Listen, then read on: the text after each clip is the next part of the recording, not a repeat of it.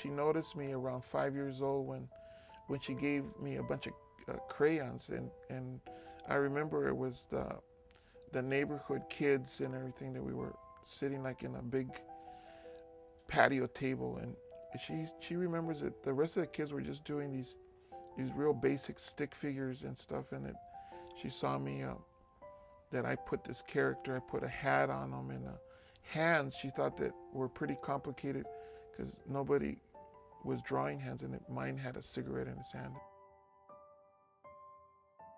1955 was a key year.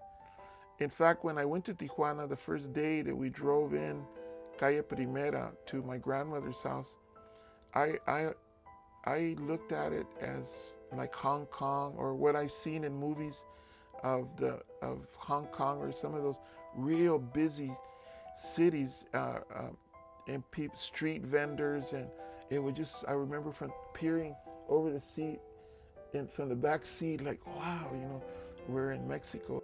My parents were basically, pretty poor, but you know how it is. You know, when you're a kid, you really don't know that stuff. But it was a very big hardship for them to take me to school or send me to school to San Diego.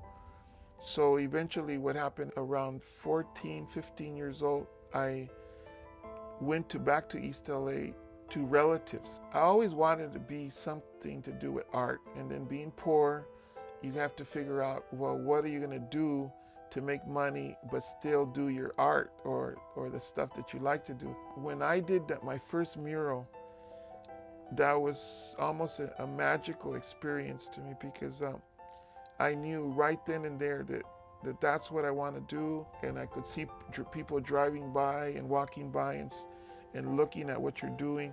So it wasn't like you were in a gallery. I started painting on that thing, and it was such a magical thing, man. I just said, man, that's it, man. That's what I want to do. I do a class at Grossmont College, art in high school level. I never wanted to be older person that couldn't relate. For me, it's if I'm aware of what younger people are thinking, I can better deal with them, and I can better maybe help them. I like to, feel connected to those things. It makes me feel younger.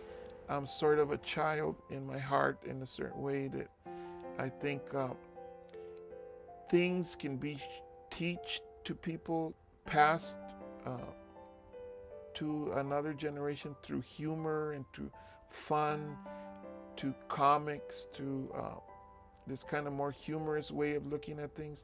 Being that art is an educational tool, it's a tool that means a lot of different things. I mean, it can be an awareness tool.